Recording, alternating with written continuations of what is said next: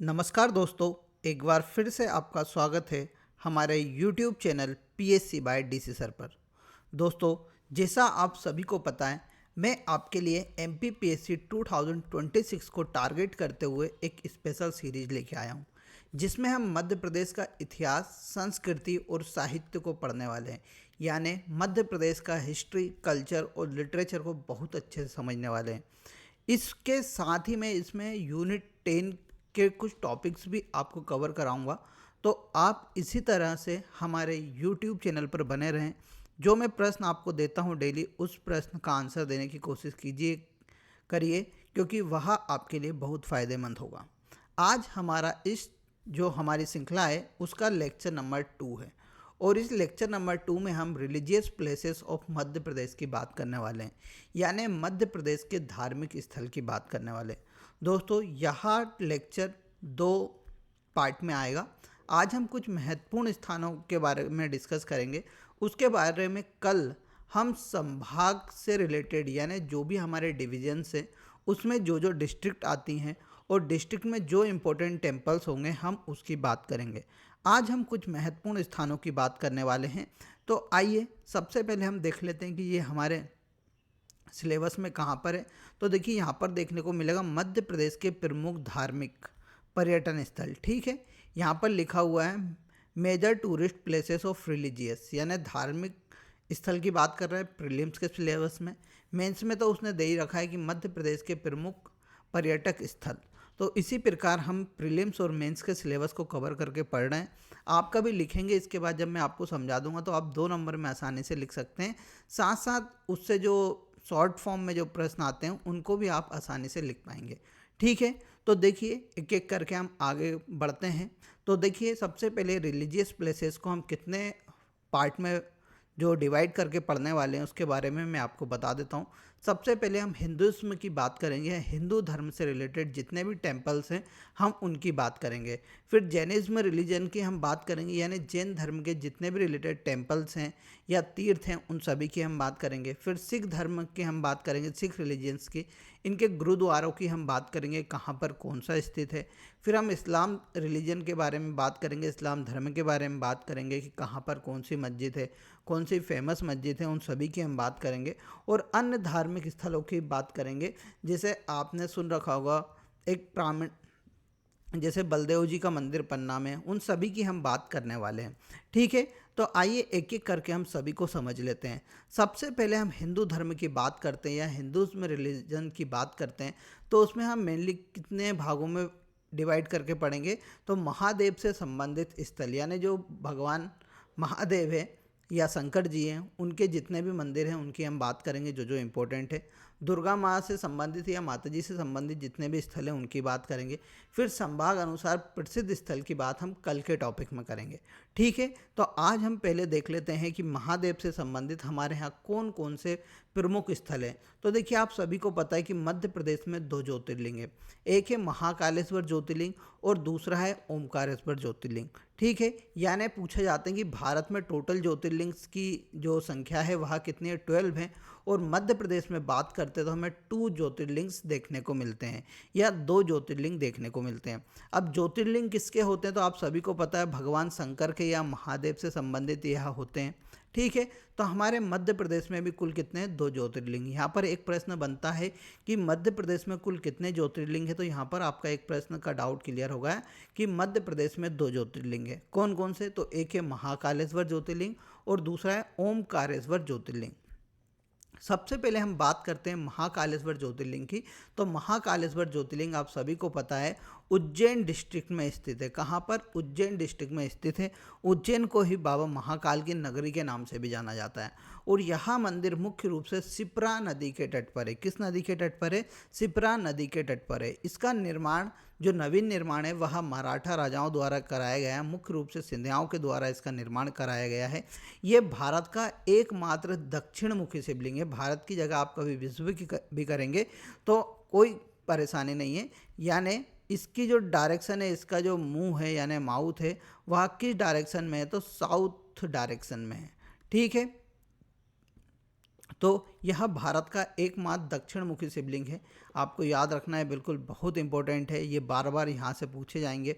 फिर देखिए ओमकारेश्वर ज्योतिर्लिंग की हम बात करते तो इसे ममलेश्वर ज्योतिर्लिंग के नाम से भी जाना जाता है। किस नाम से? ममलेश्वर ज्योतिर्लिंग के नाम से भी जाना जाता है। यह ज्योतिर्लिंग मध्य प्रदेश के खंडवा जिले में ओमकारेश्वर नामक स्थान पर है, इसलिए इस ममलेश्वर ज्योतिर्लिंग को ओमकारेश्वर ज्योतिर्लिंग के नाम से भी जाना जाता है। यहाँ जो ज्योतिर्लिंग है यहाँ मुख्य रूप से कावेरी और नर्मदा नदी के संगम पर स्थित है। कहाँ कहाँ पर? कावेरी और नर्मदा नदी के संगम पर स्थित है, आपको याद रखना है। ठीक है, यह बहुत महत्वपूर्ण है, बार बार प्रश्न आता है। तो देखिए महाकालेश्वर मंदिर कुछ इस प्रकार का दिखता है, ओमकारेश्वर मंदिर कुछ इस प्रकार का दिखता है। आप सभी को दोनों ज्योतिर्लिंग के बारे में पूरी जानकारी हो गई होगी, कभी आपके पेपर में आता है तो आप 2 नंबर में से आसानी से लिख दोगे। अब देखिए कुछ अन्य प्रसिद्ध मंदिर की हम बात करते हैं तो देखिए भोजेश्वर मंदिर, जिसे भोजपुर मंदिर भी कहा जाता है। क्या? भोजपुर टेम्पल भी कहा जाता है। यह टेम्पल की हम लोकेशन की बात करते हैं तो यह रायसेन जिले में स्थित है। कहाँ पर? रायसेन में एक भोजपुर नामक प्लेस है, या रायसेन में भोजपुर नामक स्थान है, वहाँ पर यह मंदिर है। इसके साइड में आप देखेंगे तो आपको बेतवा नदी निकली हुई मिलेगी। कौन सी? बेतवा नदी। इसलिए कहा जाता है कि यह मंदिर बेतवा नदी के किनारे स्थित है। यह मंदिर राजा भोज के द्वारा निर्मित किया गया था। राजा भोज आप सभी को पता है, परमार वंश के एक प्रतापी राजा हुए राजा भोज, उनके द्वारा इसका निर्माण कार्य प्रारंभ कराया गया था। परंतु कहा जाता है कि इसका निर्माण रात्रि पूर्व यानी संध्या काल से पूर्व करना था, परंतु संध्या काल हो चुका था, इसलिए इस मंदिर का निर्माण अधूरा रह गया। तो यह मंदिर अभी तक अधूरा है। आप सभी को पता है कि हमारे हिंदू धर्म में मेनली यहाँ पर गुंबद पाया जाता है, तो यहाँ पर आपको गुंबद देखने को नहीं मिल रहा होगा। तो यह भोजपुर मंदिर बहुत प्रसिद्ध है। इसे पूर्व का सोमनाथ कहते हैं। इंपॉर्टेंट पॉइंट है, बार बार एग्जाम में पूछा गया है। आप चाहे MPPSC प्रीलिम्स की बात कर रहे हो, चाहे आप MPSI की बात कर रहे हो, चाहे आप MPFSO की बात कर रहे हो, इन सभी के लिए यह बहुत महत्वपूर्ण है। तो आपको याद रखना है, इसे पूर्व का सोमनाथ भी कहा जाता है। फिर देखिए पशुपतिनाथ मंदिर की हम बात करते हैं तो पशुपतिनाथ मंदिर आप सभी को पता है नेपाल के पशुपतिनाथ में स्थित है। परंतु हमारे मध्य प्रदेश में भी एक पशुपतिनाथ मंदिर है जो कि मंदसौर जिले में। कहाँ पर? मंदसौर डिस्ट्रिक्ट में हमें देखने को मिलता है। और मंदसौर डिस्ट्रिक्ट में एक रिवर है, उसका नाम है सिबना रिवर। कौन सी? सिबना रिवर के किनारे यह मंदसौर में स्थित है। आपको याद रखना है यह शिवलिंग कितने अष्टमुखी है। जैसे यहाँ पर देखेंगे 2 भागों में यह शिवलिंग बटा हुआ है। ऊपर आपको देखने को मिल रहा होगा 1 2 3 और एक पीछे के 4 हो गए, फिर नीचे 4। तो इस प्रकार यह कितने हैं? अष्टमुखी, यानी इसमें कुल 8 मुख हैं, 8 माउथ है, यानी अष्टमुखी शिवलिंग है। आपको याद रखना है, इंपॉर्टेंट है। MPPSC ने ही पूछा था कि जो मंदसौर में स्थित पशुपतिनाथ मंदिर कितने मुखी है, तो आपको याद रखना है कि वह शिवलिंग अष्टमुखी मंदिर है। फिर देखिए हम बात करते हैं चौड़ागढ़ महादेव मंदिर की। तो यह नर्मदापुरम जिले के पचमढ़ी में स्थित है। आप सभी को पता है पचमढ़ी हमारा एक प्राकृतिक पर्यटन स्थल है। हम जब प्राकृतिक पर्यटन स्थलों की बात करेंगे उसमें मैं पचमढ़ी आपको बताऊंगा। यहाँ मंदिर के बारे में ऐसा कहा जाता है कि यहाँ चोरा नामक एक बाबा थे, उनने भगवान शिव की क्या की थी? आराधना की थी। तो भगवान शिव ने खुश होकर उन्हें क्या दिया था? मेनली उन्हें आशीर्वाद दिए थे या उन्हें दर्शन दिए थे। इसी कारण इस मंदिर को चौरागढ़ महादेव मंदिर के नाम से भी जाना जाता है। यह मंदिर मुख्य रूप से त्रिशूल के लिए प्रसिद्ध है। किसके लिए? त्रिशूल के लिए प्रसिद्ध है, क्योंकि यहाँ पर हर साल महाशिवरात्रि के दौरान हजारों की संख्या में श्रद्धालु आते हैं और चौरागढ़ महादेव मंदिर पर देखिए त्रिशूल चढ़ाकर जाते हैं। उनकी कुछ भी मनोकामना होती है या मनोकामना पूर्ण होती है, उसके बाद यहाँ पर त्रिशूल चढ़ा के जाते हैं, इसलिए यहाँ मंदिर बहुत फेमस है। तो चौरागढ़ महादेव मंदिर को भी आपको याद रखना है कहाँ पर स्थित है। तो यह मंदिर हमारे पचमढ़ी नर्मदापुरम जिले में स्थित है। ठीक है, तो यहाँ पर भगवान शिव के आपको इतने ही मंदिर के बारे में याद रखना है। बाकी बहुत सारे मंदिर है, बटेश्वर मंदिर है, फिर और भी मंदिर है जिनकी चर्चा हम अगले लेक्चर में करेंगे, परंतु इस लेक्चर में हम मुख्य मंदिर की चर्चा करने वाले हैं। अब देखिए हम माँ दुर्गा से संबंधित स्थलों की बात करते हैं कि जो माता जी के मंदिर हैं उनकी बात करते हैं। तो हमारे यहाँ 2 प्रसिद्ध पीठ हैं, एक है बगलामुखी पीठ और दूसरा है पीताम्बरा पीठ। बगलामुखी जिसको हम बगलामुखी माता मंदिर भी बोलते हैं, यहाँ हमारे एक आगर मालवा नामक एक डिस्ट्रिक्ट बनी थी। कौन सी? आगर मालवा। अब आज आपको कमेंट बॉक्स में बताना है कि आगर मालवा एक न्यू डिस्ट्रिक्ट के रूप में किस वर्ष बनाया गया था, या आगर मालवा जिले का निर्माण किस वर्ष किया गया था। ठीक है। तो यह आगर मालवा जिले में है। कौन सी नदी के किनारे? लखुंदर नदी के किनारे। ऐसा कहा जाता है कि लखुंदर नदी के किनारे ही पांडव लोगों ने अपना अज्ञातवास बहुत साल तक यहाँ पर रहे थे, उनके ही द्वारा बगलामुखी माता मंदिर की स्थापना की गई थी कहा जाता है। तो इम्पोर्टेंट है, किस नदी के किनारे? लखुंदर नदी के किनारे यहाँ मंदिर स्थित है। यह मंदिर बगलामुखी का मंदिर है, जो कि द्वापर युगीन यानी वही पांडव कालीन माना जाता है। यहाँ मंदिर में जो माता जी के 3 मुख हैं, और यहाँ मुख्य रूप से तांत्रिक विद्याओं के लिए या तांत्रिक कार्यक्रम के लिए यह बहुत प्रसिद्ध मंदिर है। यहाँ पर आप सभी को पता है मिर्ची का हवन किया जाता है, और जो मिर्ची की धांस होती है वह भी आपकी आंखों में नहीं पड़ती है। तो यह बहुत सिद्ध स्थल है, कभी आपको कभी भी घूमना हो तो ज़रूर जाइएगा। अब हम बात करते हैं पीताम्बरा पीठ की। तो इसको भी बगलामुखी माता का ही यह मंदिर है, परंतु इसे पीताम्बरा पीठ के नाम से जाना जाता है, और जो कि कहाँ पर है? दतिया जिले में स्थित है। मेनली इस मंदिर को राज सत्ता की कामना रखने वाले के लिए बनाया गया था। ऐसा कहा जाता है कि 1935 के दौरान एक सिद्ध बाबा नामक एक पुरुष थे, उनके द्वारा माँ पीताम्बरा पीठ मंदिर का आधारशिला रखी गई थी। और जो भी व्यक्ति अपने जीवन में राज सत्ता प्राप्त करना चाहता है यानी नेता बनना चाहता है, वह कभी यहाँ पर आकर विशेष रूप से पूजा अर्चना करता है तो उसकी मनोकामना पूर्ण होती है। ऐसा भी कहा जाता है कि जो भी विद्यार्थी अपने श्रद्धा मन से कभी यहाँ पर जाकर कुछ भी मन्नत मांगेगा तो उसकी मन्नत जरूर पूरी होगी। तो यह दतिया में बहुत प्रसिद्ध मंदिर है पीताम्बरा पीठ, आपको याद रखना है। फिर देखिए आगे हम अन्य मंदिर की बात करते हैं तो हरसिद्धि मंदिर, जो कि उज्जैन में है, जो कि जो राजा विक्रमादित्य थे उनकी कुल देवी बताई जाती है। आप कभी गए होंगे महाकालेश्वर मंदिर के बगल में आपको हरसिद्धि माता का मंदिर जरूर देखने को मिलेगा। फिर देखिए शारदा माता मंदिर की बात करते हैं, जो कि कहाँ पर है? मैयर। मैयर एक नवीन जिला बन गया है सतना से अलग होकर, तो मैयर जिले में स्थित है। ये देखिए माँ शारदा का मंदिर है, और यह त्रिकुटा पर्वत पर स्थित है। कहाँ पर? त्रिकुटा पर्वत पर स्थित है। आपको याद रखना है किस पर? त्रिकुटा माउंटेन पर यह मंदिर स्थित है। ऐसा कहा जाता है कि आला उदल आज भी आकर इन माता की पूजा करते हैं। ठीक है। फिर देखिए विंध्यवासिनी मंदिर, जिसे सलकनपुर माता मंदिर के नाम से भी जाना जाता है, यह सीहोर जिले में स्थित है। किस पहाड़ी पर? विंध्याचल पर्वत श्रृंखला पर। ठीक है, इसीलिए इस मंदिर का नाम विंध्यवासिनी मंदिर भी पड़ा है। यहाँ पर आप सभी को पता है सलकनपुर कॉरिडोर का निर्माण किया जा रहा है, बहुत प्रसिद्ध मंदिर है, कभी भी मौका लगे तो ज़रूर जाइएगा। फिर देखिए चामुंडा माता मंदिर की हम बात करते हैं तो यह देवास की चामुंडा पहाड़ी पर स्थित है, और ऐसा कहा जाता है कि यह स्वयंभू माता जी ने पहाड़ को चीरा था, उसके बाद माता प्रकट हुई थी। तो यह मंदिर भी बहुत प्रसिद्ध है, जो कि देवास में स्थित है चामुंडा पहाड़ी के ऊपर। फिर देखिए 64 योगिनी मंदिर, जो माता को समर्पित है। हमारे यहाँ 64 योगिनी मंदिर है, जिसे आप सभी को पता है मुरैना में एक 64 योगिनी मंदिर है, मितौली में। फिर देखिए 64 योगिनी मंदिर खजुराहो में भी स्थित है, और एक 64 योगिनी मंदिर जबलपुर में भी स्थित है। यहाँ पर मूर्तियाँ खंडित होने लगी हैं, तो इसलिए आज की वर्तमान की डेट में 64 योगिनी की जगह यहाँ पर कितनी 63 योगिनियाँ बनी है। योगिनियाँ मतलब होता है जो माता की सेवा करती हैं, यानी वह पूजा पाठ करने के लिए 64 योगिनी माता के चारों ओर हैं, इसलिए इसे 64 योगिनी मंदिर कहा जाता है। अब देखिए जैन धर्म बहुत इंपॉर्टेंट है एमपीपीएससी के हिसाब से, और जैन धर्म से रिलेटेड बार बार एमपीपीएससी के प्रीलिम्स मेंस में पूछा जाता है। तो देखिए जैन धर्म के प्रमुख हम मंदिरों की बात करते हैं, तो देखिए सबसे पहला है सोनागिरी। क्या है? सोनागिरी। अब सोनागिरी कहाँ पर पड़ता है? तो सोनागिरी दतिया जिले के अंतर्गत आता है, और यहाँ पर 108 जैन मंदिर हैं, याद रखना। फिर देखिए मुक्तागिरी की बात करते हैं तो मुक्तागिरी कहाँ पर है? बैतूल जिले में है, और यहाँ पर जैन के कितने मंदिर है? 52 मंदिर स्थित है। फिर देखिए पावागिरी, आपने बहुत नाम सुना होगा, जो हमारा नवग्रह मंदिर है इसी के पास है। तो पावागिरी खरगोन जिले में स्थित है, और यहाँ पर जैन धर्म के 99 मंदिर स्थित हैं। फिर देखिए गोमटगिरी, आपने बहुत बार नाम सुना होगा, इंदौर में रहते होंगे तो गए भी होंगे। इंदौर में प्रसिद्ध एक जैन तीर्थ स्थल है, जो कि गोमट पहाड़ी पर स्थित है। आप कभी अपना जो हनुमान जी का मंदिर बना हुआ है उधर तरफ जाएंगे तो आपको ज़रूर देखने को मिलेगा। फिर देखिए पुष्पगिरी तो सोनकत जिले में स्थित है, जो कि किस? काली सिंध नदी के किनारे बसा हुआ है। किस नदी के किनारे बसा हुआ है? काली सिंध नदी के किनारे यह गिरी बनी हुई है।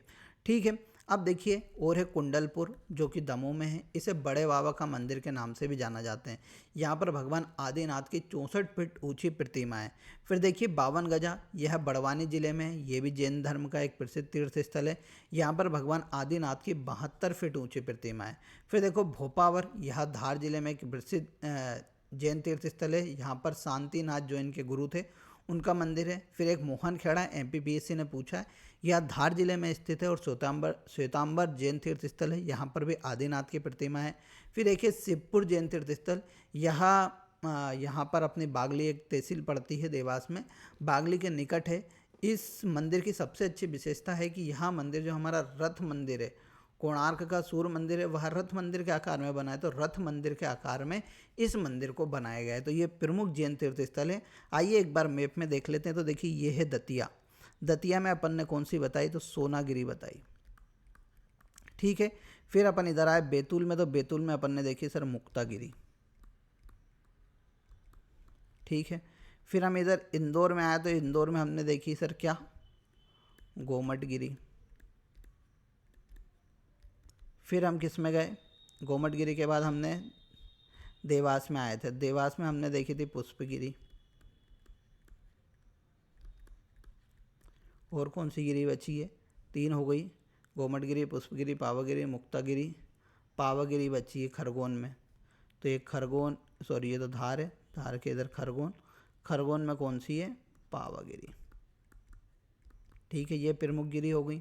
अब उसके बाद ये दमोह है, दमोह में हमें कौन सा मिला था सर, हमें मिला कुंडलपुर तीर्थ, ठीक। ये यहाँ पर आपको बुरहानपुर देखने को मिलेगा, ठीक है। तो देखिए फिर उसके बाद हमने किसकी बात करी थी, धार में 2 देखे, भोपावर और मोहन खेड़ा, तो ये धार है, यहाँ पर हमें भोपावर दिखा, और एक और कौन सा दिखा था, एक दिखा मोहन खेड़ा,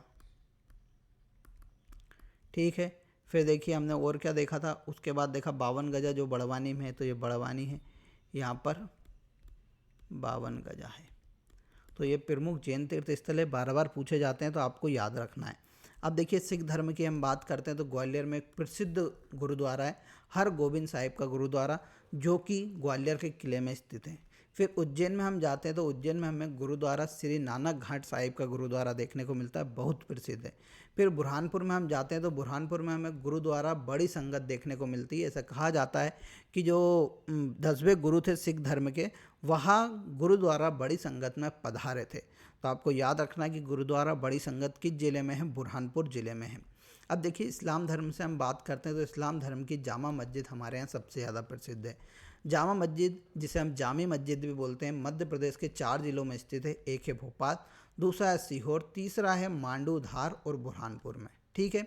जो भोपाल में स्थित है जामा मस्जिद, उसे हम ताजुल मस्जिद के नाम से भी जाना जाता है, ताजुल मसाजिद के नाम से भी। इसे 1832 में खुद सिया बेगम द्वारा इसका निर्माण प्रारंभ किया गया था, जो कि 1857 में सुल्ताना जहां बेगम के कार्यकाल में क्या हुआ, पूर्ण हुआ। फिर देखिए जामा मस्जिद, एक जामा मस्जिद सीहोर में भी है, जिसे मुक्सुद्दीन शाह द्वारा बनवाया गया था, MPPSC ने पूछा है। एक जामा मस्जिद या जामी मस्जिद मांडू धार में है, इसका जो निर्माण कार्य हुसंग शाह द्वारा शुरुआत कराई गई थी, और 1440 महमूद प्रथम द्वारा इसको क्या कराया गया था, पूर्ण कराया गया था। फिर देखिए एक जामा मस्जिद बुरहानपुर में, जिसे राजा अली खान द्वारा बनवाया गया था। इसकी यह विशेषता है कि यह देश की एकमात्र मस्जिद है जिसके मुख पर अरबी और संस्कृत के शिलालेख लिखे हुए हैं। किसमें, अरबी और संस्कृत के शिलालेख लिखे हुए हैं, इसलिए यह बहुत इम्पोर्टेंट मस्जिद है। फिर देखिए 2.5 सीढ़ी की मस्जिद, यहाँ दुनिया की सबसे छोटी मस्जिद बताई जाती है 2.5 सीढ़ी की मस्जिद, यहाँ भी भोपाल ज़िले में स्थित है।